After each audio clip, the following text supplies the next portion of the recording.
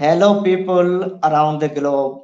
Good evening, good morning, good evening. How are you all? This is Dr. Sanjay Kumar once again with another episode of Facebook Live Interview Series. As you all know, this live interview series is supported by Rehan Foundation, Institute of Peace, and Connecting the World. Today, we have a very wonderful personality, very charming personality. She is from the Kurdistan. She is from the Turkey. To know more about her, let's talk to our guest. Hello, good evening, good morning. How are you? Fine, thank you. How about you? Samuel, it was my honor that you came to my show to share about your life journey, life experience. So I am grateful for you. I have request to you, please introduce yourself to our viewers. Okay, my name is Rabia.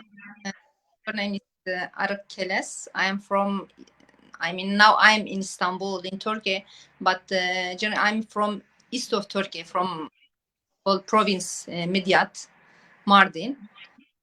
And now I am doing real estate at the moment as agent of real estate, international real estate. I am doing it. And nice Thank, to this show. thank you so much. It is for your such a lovely and wonderful introduction. My question to you that can you please share your life journey from your childhood till what you are today? What struggle you are going through? What obstacle? What uh, hindrance, difficulty you face through your this life period? So please share your life struggle, life journey with our viewers, please. It is quite a complicated life journey, but actually you said, can you ask the obstacle, the barrier in your journey?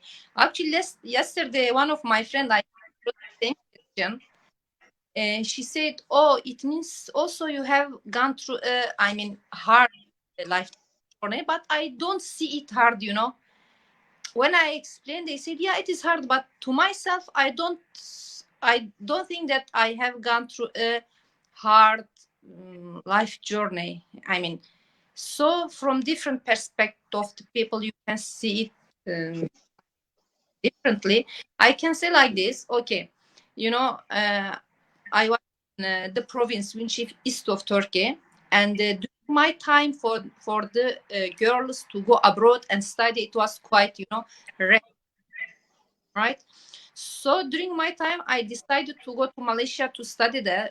Then, for example, it was very hard to go to like such far by airplane. It was around like 12 hours, and even that time it was. For some people, it was strange how you go such far distance and for education. But then I went. It was okay.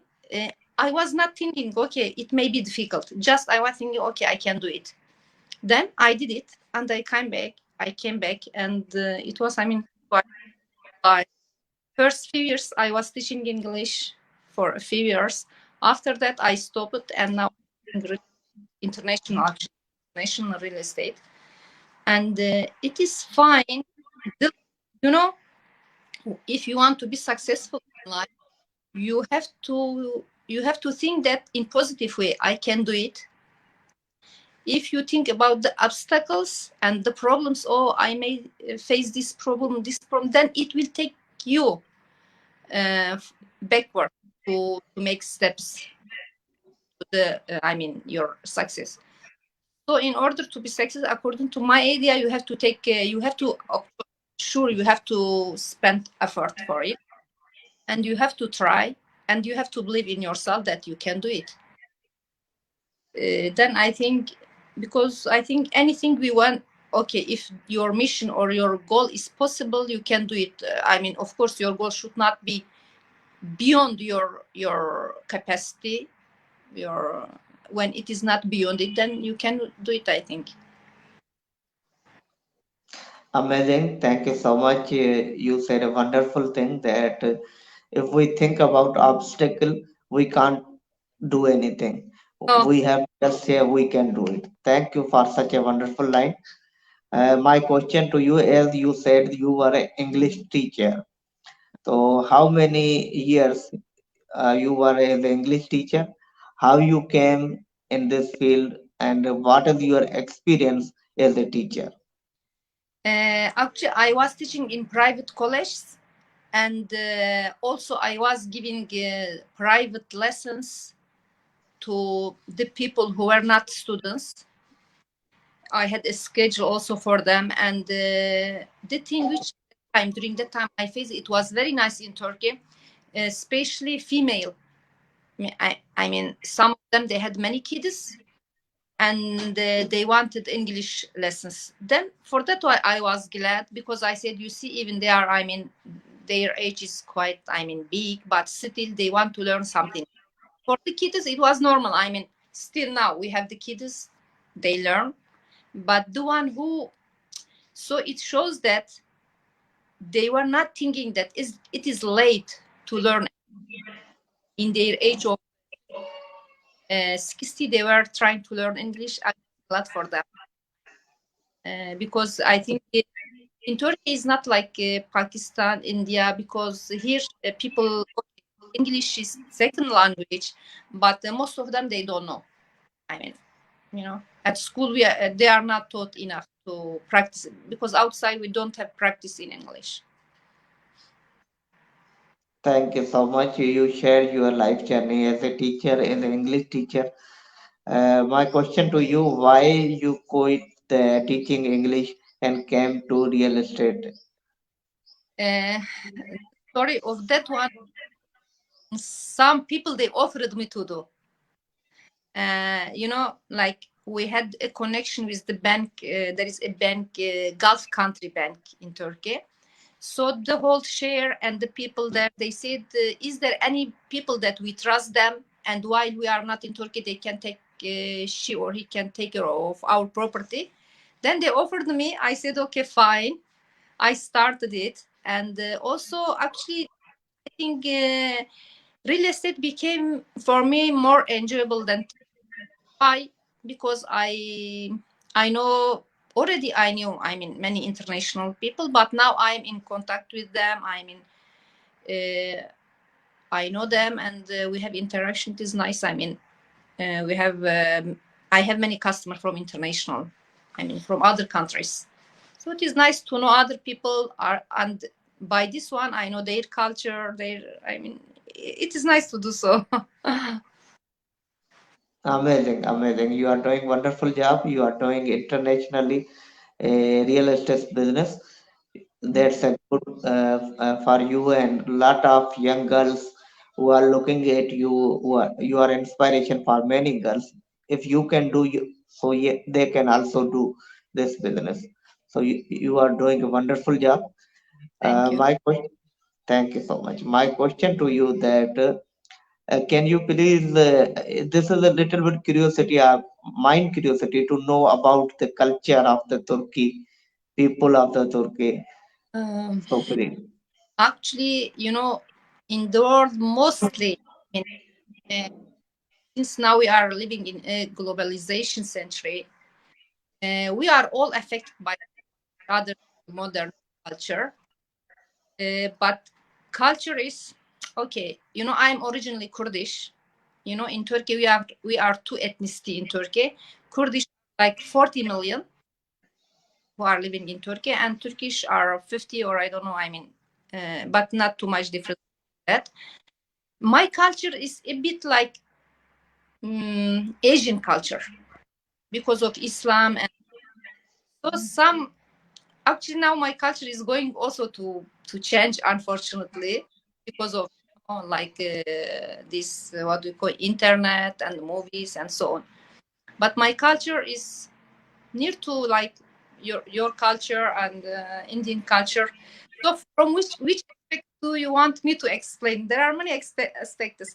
Okay, I can tell about like aspects. Before maybe 20 years, for a girl to get married, the mother and father and brothers, they were going to decide, for her. And because of the respect, But now it is totally changed. I mean, first she has to find like self-service. She find for herself, and this is the change from like 20 years, and now how it has changed.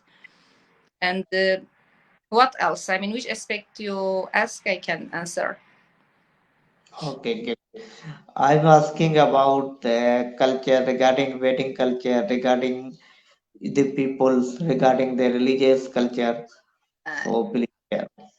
Wedding are amazing, especially Kurdish weddings are they're what a lot of people are invited, and they make like food, and especially too much dancing. I mean, we have a cultural dancing.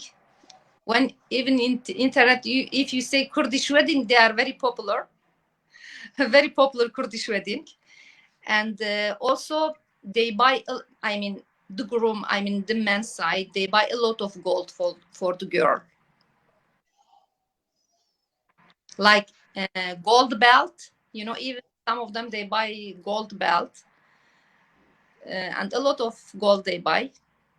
And this is the way. And religion also, yeah, I mean, my religion is same like Islamic religion in all. We are Sunni, I mean, Shafi, I'm sorry, I think you. But for me myself, actually, I don't follow a specific mazhab. I mean, like during the Prophet, there was no such many mazhabs as now. For it is personal, of course, but generally okay, Kurdish people in Turkey, they follow mazhab. I mean, Shafi. The Turks follow Hanefi mazhab. I mean, they are both so different. Okay. Thank you so much for sharing such a valuable information that the people of Turkish are following Islam, and as well as there are someone Buddhist, also the Kurdish. Am Uh, I right? Buddhist, Christian. There are Christians. Christian, yeah, we have Christian, but also they are really, I mean, pious. They follow their religion, and they have very good ethical, I mean, way of life. They are actually, any religion, if they really follow their religion, better than not following any religion. And for example, in my province, we and Christian, we were living together, and they were respecting us too much. For example, during the month of Ramadan, they were telling their kids to not eat outside because the Muslim kids are fasting. I mean, to Thank respect. you. Okay, you are doing saying wonderful that you and Christian are living together. You are respecting each other. If you want to add something in this, so please. You mean between Christian and Muslim? With respect to each other. Yeah, respect to it, but in terms of marriage, it was, you know, some, we had like some Christian girl, they wanted to marry Muslim. I mean, they were getting too much difficulty because the family, they didn't allow them. But some of them, they converted to Islam. They marry, but Kurdish never married to Christian. I mean, as you know, in Islam, it was not allowed. But also for them, it was difficult to convert Islam and marry a guy from, I mean, Muslim country. Thank you so much for sharing valuable information. My question to you, could you please share about the tourist places in the Kurdish, in the Turkey? So people with me from the Pakistan, from the world, they know about tourist places of Turkey and Kurdish. Okay, the main place is Istanbul. Yes. After that, my town is, if you see it, it is like Italy. Mardin. Mardin means from Maria. Maria it was before, I mean, Islam, the Christian were living over there. So the name, as you see, Mardin comes from Maria, and there are very nice places. And there is now a place which is discovered that many Japanese they came. They are it is in Turkish called Göbekli Tepe, like hill. In the hill, they dig it and they found out many historical things. Now that area is going to change the history in terms of the equipment, because the equipment now which they are finding there, like in the books, it goes beyond that. So now, I mean, they emphasize on it too much. And what else? There are many in east of Turkey. There are many historical places, and west also, like Pamukkale, Bodrum. These are for holiday, are nice. There is beaches and so on. Thank you so much for sharing wonderful tourist places of Turkey, East Turkey, Istanbul to my viewers. Thank you so much for sharing this. My question to you then, what are your opinion about Pakistan? I need an honest answer. Pakistan, generally, I know about it. You know, I studied in Malaysia in International Islamic University, and there we had many students from all over the world. Like, we had students from 95 countries, and we had a lot of have friends, so I know their, I mean, like food, culture. What I can say in short, as I can observe, the people of Pakistan are smart enough, but according to this smart, the country is not developed. So it shows maybe because of the government, or should be some obstacles that why people are, you know, smart, but the country is not developed very, I mean, good enough. I don't know what is the reason. You know better. I think you are over there. And my nieces, I mean, also I have a member of family from Pakistan. He's living here, and I hope you will success more. I mean, in terms of technology and education. I think education is well in Pakistan, but in terms of development, it's not enough. Amazing for sharing such a beautiful word for my people, my country. Thank you so much. My question to you that could you please tell about your business, real estate agents, real estate business? As you are saying that within 3 months you get citizenship in the Turkey. So please explore the whole detail about it. Yeah. Now, if you invest 250K US dollar, then by property, within 3 months you are going to take Turkish citizenship. But if the amount is less than 200,000 US dollar, then you can have for then when it finishes, you will renew it again. When your 5 years are completed, then you can apply for citizenship again. And when you buy property here, you can give it to rent. But if you buy it for citizenship, you cannot sell it for 3 years. But meanwhile, you can give it to rent. Okay, thank you for sharing such a wonderful information. What I understand that if you buy more than $250 US, then you get citizenship within 3 months. Can I ask something about this is my personal question. That as you said, there are only two culture in the Turkey, the Kurdish and the Christian. So what about the if a Hindu buy property to the Turkey, is it adjustable environment for him to stay there? If Indian, you mean? Yes, I asked about Hinduism religion. This is from Hindu are also living in Nepal, also living in Bangladesh, also living in Pakistan, and different part of the world. No problem.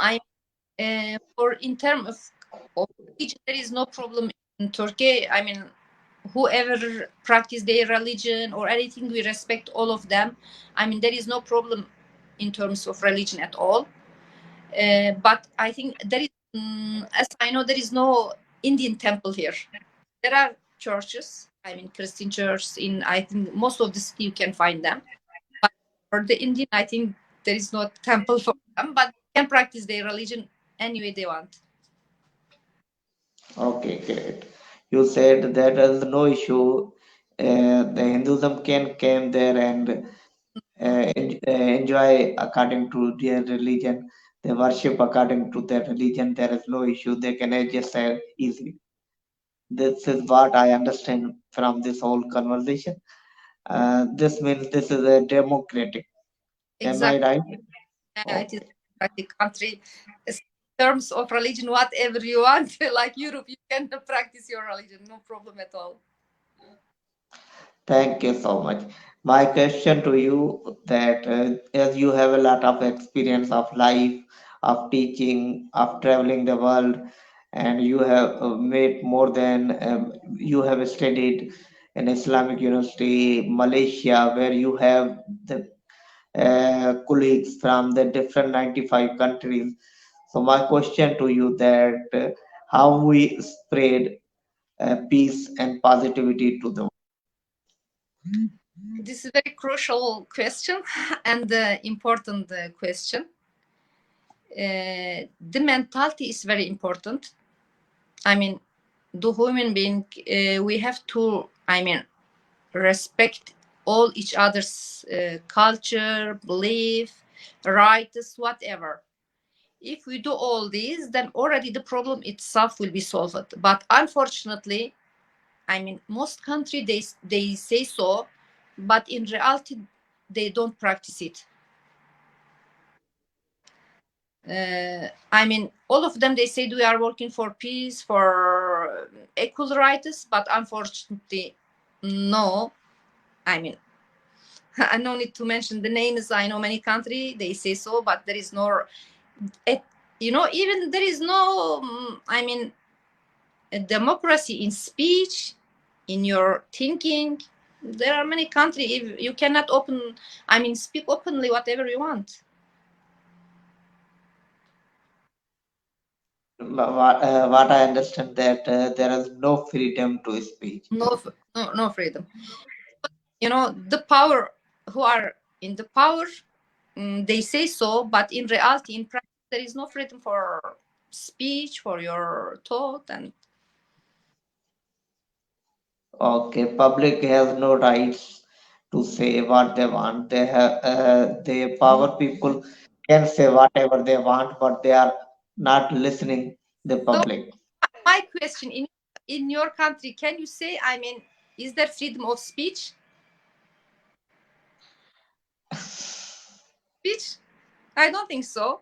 In my okay. Anyway, we leave this question crucial question. But Uh, but okay, this is the main. If you don't be open to this question, that country is not going to be. I mean, will not be developed because maybe there is opposite side. Maybe they have something correct to say, right? right. Thank you so much. No doubt your question has scared me, but I want to give answer that I'm agreed with you that no right to talk on certain things.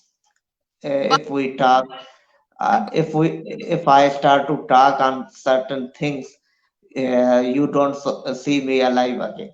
This is what. okay, but for young generation. Okay, the old ones still they are doing. There is no freedom of speech. There is no freedom or in terms of thought in many countries, especially Islamic countries, especially Islam. That is why we are not being developed. This is the main reason. If young people, they scared to question question, go ahead. Fortunately, of course, in some country, if they question, then they will find themselves in the jail. But you have to sacrifice something. If you don't sacrifice for, I mean, our kids will go this way, the same way they will go. This is thank you so much for sharing this. I am adding something with your this answer that this is in our what we say in traditions, that in our home we ask question from our elders.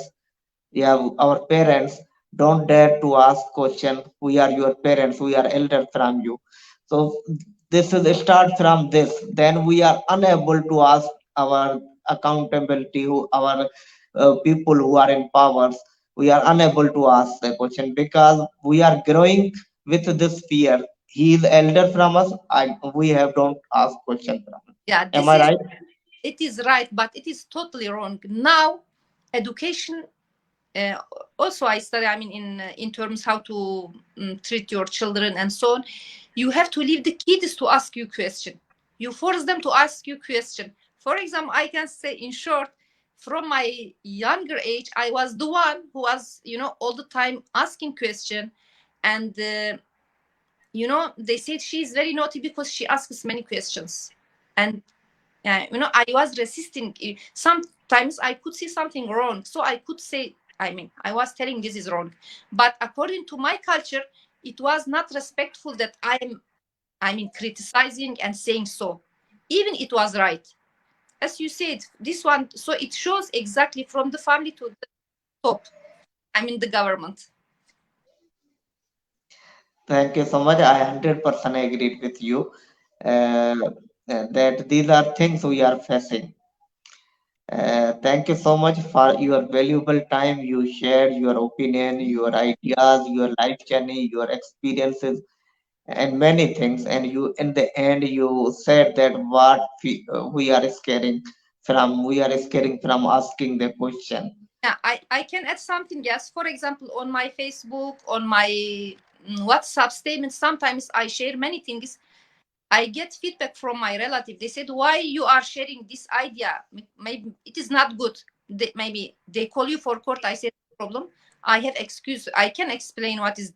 I mean, even they, because of the, I mean, freedom of the idea. They don't want. They are not what, and they don't want to share it. They said it is no need just to make headache."